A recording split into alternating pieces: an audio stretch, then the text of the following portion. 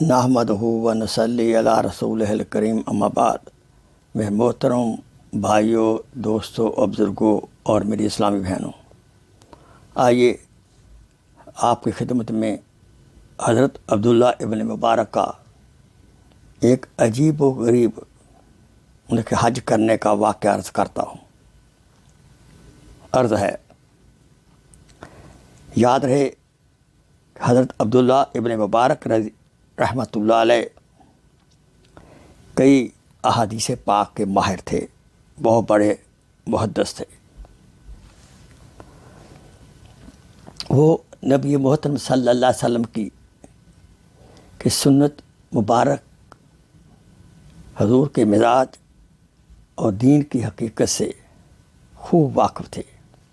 ایک بار آپ حج کو جا رہے تھے کہ سفر میں ایک مقام پر ایک لڑکی کو دیکھا کہ کوڑے پر سے کچھ اٹھا رہی ہے۔ آپ ذرا قریب گئے تو دیکھا بیچاری ایک مری ہوئی چڑیا کو جلدی جلدی ایک چیتھڑے میں لپیٹ رہی ہے، یعنی پرانے کپڑے میں۔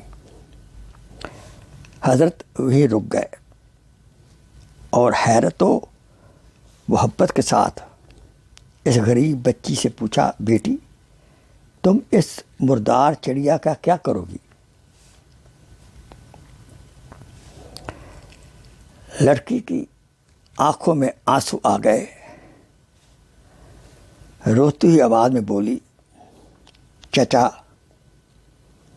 ہمارے ابا کو کچھ ظالموں نے قتل کر دیا، ہمارا سب مال چھین لیا، اب میں ہوں اور میرا ایک چھوٹا بھائی ہے، خدا کے سوا ہمارا کوئی سہارا نہیں، اب ہمارے پاس نہ کھانے کے لیے کچھ ہے اور نہ پہننے کے لیے کچھ ہے، کئی وقت کے فاقے ہیں۔ تو بھیا میرا بھوک سے نڈھال ہے، تو لہذا مجھے یہ مردار چڑیا پڑی ملی اور ہمارے لیے یہ بھی بڑی نعمت ہے۔ یہ کہتے ہوئے فاقہ کی ماری بچی پھوٹ پھوٹ کر رونے لگی۔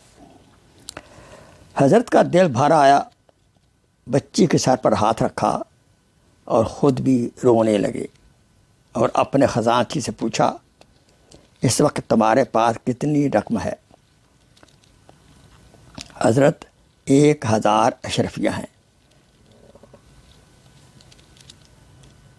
میرے خیال میں مرو تک پہنچنے کے لیے 20 اشرفیاں کافی ہیں۔ حضرت نے پوچھا، 20 اشرفیاں گھر تک پہنچنے کے لیے چونکہ کافی ہیں تو ان کو روک لو، اپنے پاس بچا لو اور باقی ساری رقم اس غریب لڑکی کے حوالے کر دو، ہم اس سال حج کو نہیں جائیں گے، یہ حج کعبہ کے حج سے زیادہ بڑا ہے، جو ہم اس کی خدمت کریں۔ حضرت نے فیصلہ کن انداز میں کہا، خزانچی نے ساری رقم لڑکی کے حوالے کر دی۔ غم اور فاقہ سے کملایا ہوا چہرہ لڑکی کا ایک دم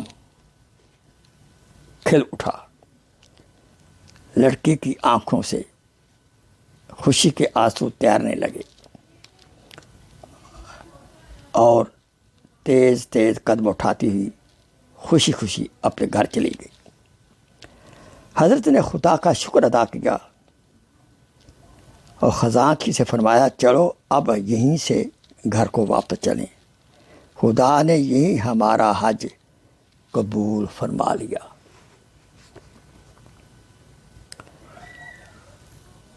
گھر پہنچے،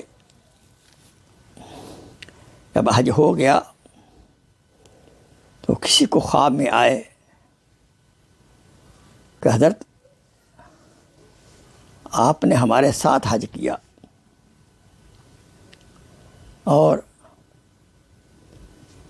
بلکہ آپ کی طرف سے اللہ تعالیٰ نے ہزاروں فرشتوں کو حج کرنے کے لیے مقرر فرما دیا.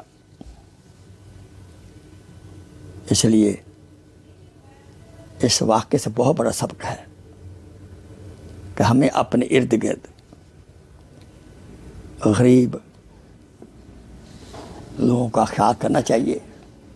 بالخصوص حج عمرہ میں جانے سے پہلے اپنے بہت ہی غریب رشتہ داروں کا خیال کرنے کے بعد جانا چاہیے.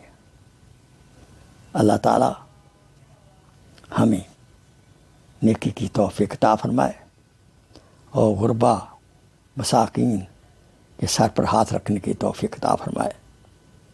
وآخر دعوانا ان الحمد للہ رب العالمین.